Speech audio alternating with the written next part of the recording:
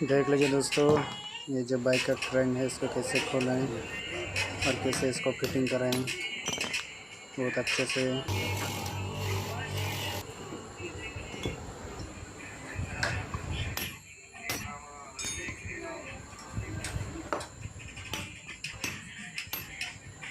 बहुत बढ़िया ट्रिक्स है ये।